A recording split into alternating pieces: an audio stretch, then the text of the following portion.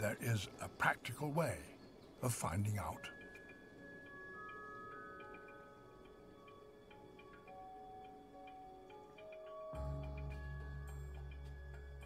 A modern glider is about the same size as that giant pterosaur. It too has long, slender wings, and it too is extremely light. This flying machine is so lightweight it doesn't even need an engine. All it requires is a tow to get it into the air.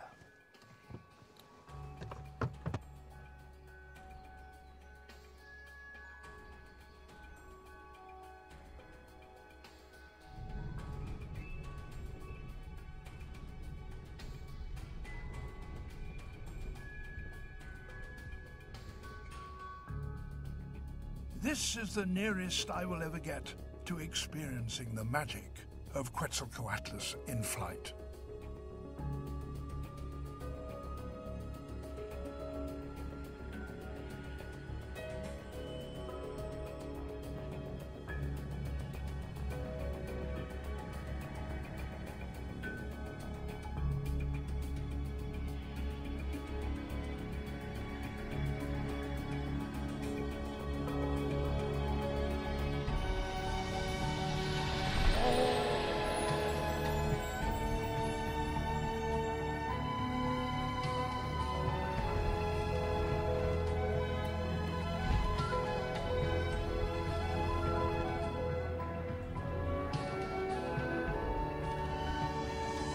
With its giant wingspan, this was the largest animal ever to fly.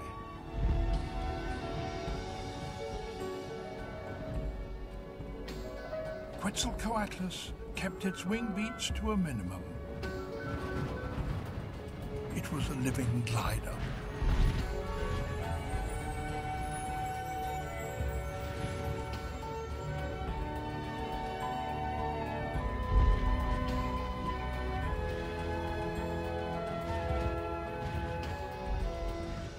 And it had much more detailed control than even the most advanced and sophisticated of modern aircraft. We are controlling our flight using, at least in part, our tail. However, whereas powered aeroplanes have tails and birds have tails, advanced pterosaurs like Quetzalcoatlus didn't have a tail.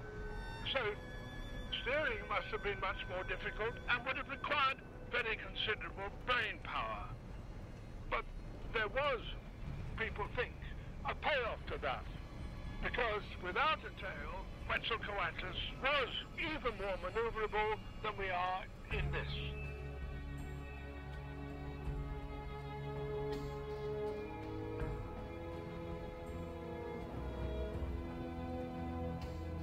Quetzalcoatlus doubtless used many of the techniques employed by human glider pilots.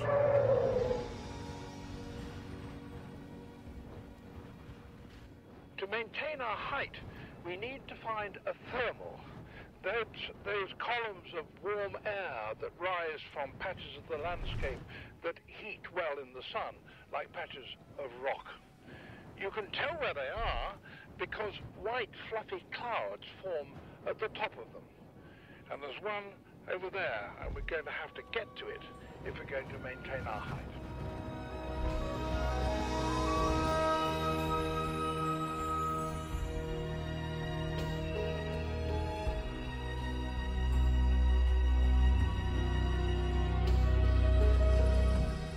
It's been estimated that by exploiting thermals, Quetzalcoatlus could travel some 10,000 miles in a single flight. And that is almost half the circumference of the entire planet.